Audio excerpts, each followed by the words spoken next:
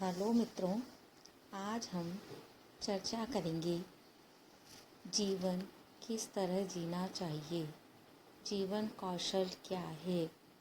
हम जीते तो सभी हैं, पर जब हम किसी से पूछते हैं और क्या चल रहा है तो जवाब मिलता है बस जी रहे हैं। दोस्तों, मनुष्य जीवन मिला है, केवल आपको जी रहे हैं मतलब केवल जीना नहीं है, इसे बहुत अच्छी तरह से जीना है।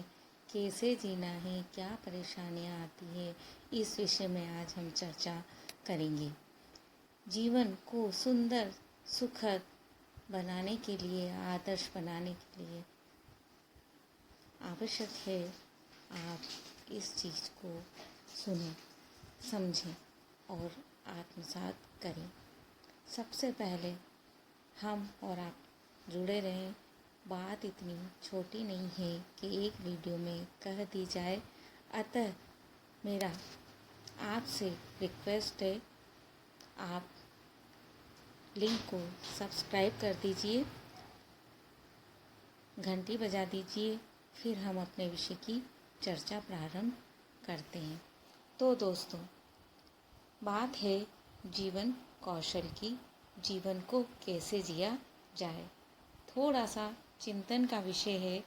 हम पूरे ध्यान से इस बात को सुने तो बात करने में मज़ा आएगा, मनन करें तो जीवन जीने में भी मज़ा आएगा।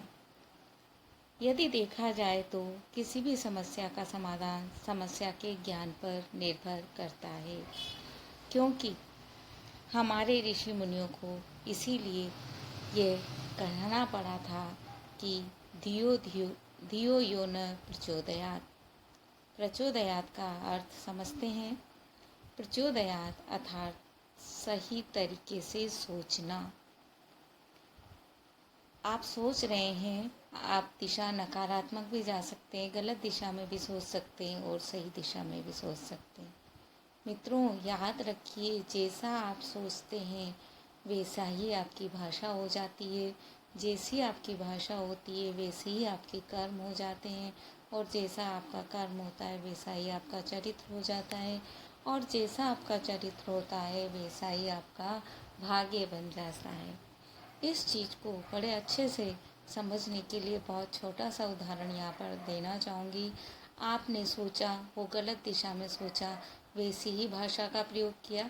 आपको गुस्सा आ रहा है तो आपने अपशब्द बोले, जबकि आप प्रसन्न हैं। आपने अच्छा सोचा, प्रसन्न हैं, तो आपने सामने वाले को आशीर्वाद दिया। परिणाम स्वरूप आपकी भाषा भी सुंदर हो गई। भाषा सुंदर हो गई तो आपके कर्म सुंदर हो जाएंगे।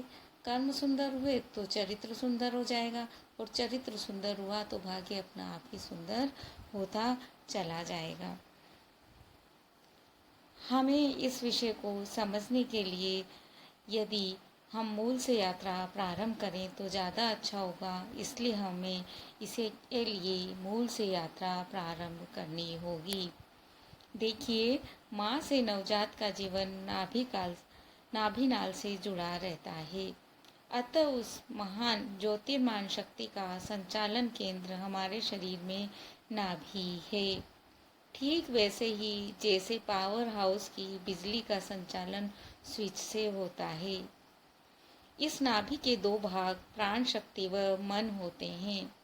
प्राण शक्ति श्वास द्वारा शुद्धि का काम करती है। यह रक्त शुद्धि, अन्न पाचन इत्यादि शरीर संबंधी समस्या कार्य करती है। मन में शक्ति नहीं होती, केवल गति होती है। जैसे बिजली में केवल करंट, जहाँ लगा दें वहीं चलने लगता है। हमें इस मन को ही समझना होगा, और इसी के लिए मैंने आपसे अभी अभी कहा था, आप जैसा विचार करेंगे वैसे ही आपकी भाषा होगी। तो मन को हमेशा सत् प्रवृत्ति की ओर लगाइए। पर ये मन क्या है, इसे हम समझने का प्रयास कर रहे हैं।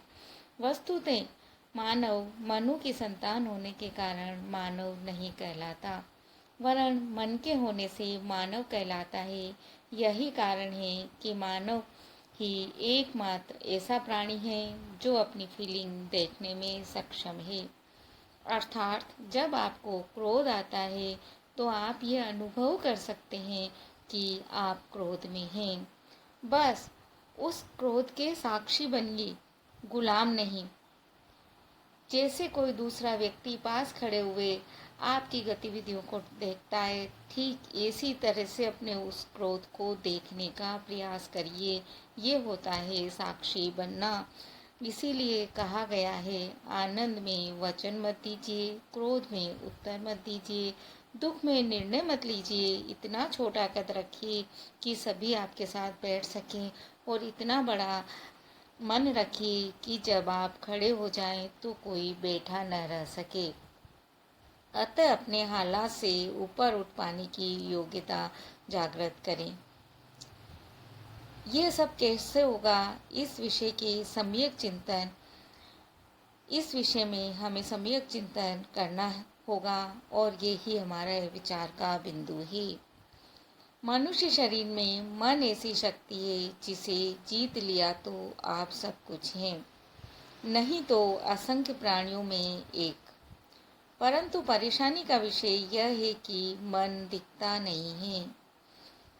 वह मन जो स्मृति रखता है, याद रखता है, प्रयास करता है, सोचता है, निर्णय लेता है, यहाँ तक कि जीवन व शरीर के तमाम कार्य करता है, तभी तो मन संतुलित है, तभी तक व्यक्ति समाज के काम हैं। तो फिर क्या करें, कैसे करें कि मन संतुलित रहे?